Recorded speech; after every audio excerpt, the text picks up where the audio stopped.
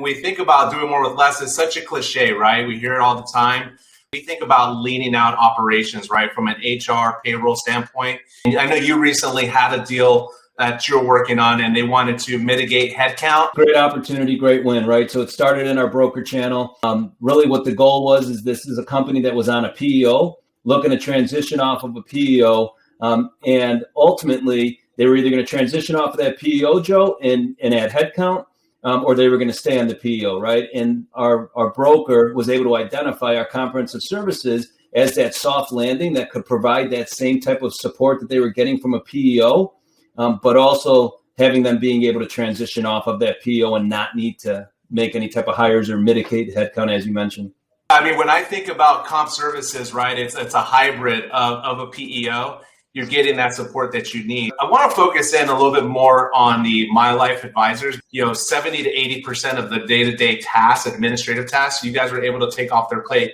Comprehensive Service Office offers so much more, right? So there's the support mechanisms that are in place are so great. We could definitely talk about that in the weeks coming, specifically though targeting the My Life Advisors. To your point, Joe, this is a service that could provide 70 to 80% of relief of work, that administrative and tactical work that today is being bogged down on the HR teams, right? So think about something as basic as password resets, Joe, all the way to as great as employee handbook information.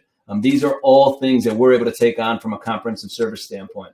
Today's day and age, there's a lot of multilingual things, and I hear a lot of people I speak with in the HR role is 20%, 30% of their workforce is not really tech savvy, so they're having to take on a lot of the day-to-day questions and fielding questions about technology, which from an HR standpoint, like that's taken a lot of time away from their day-to-day work, right? If you think of My Life Advisors, that's exactly it, right? So it's a multilingual call center.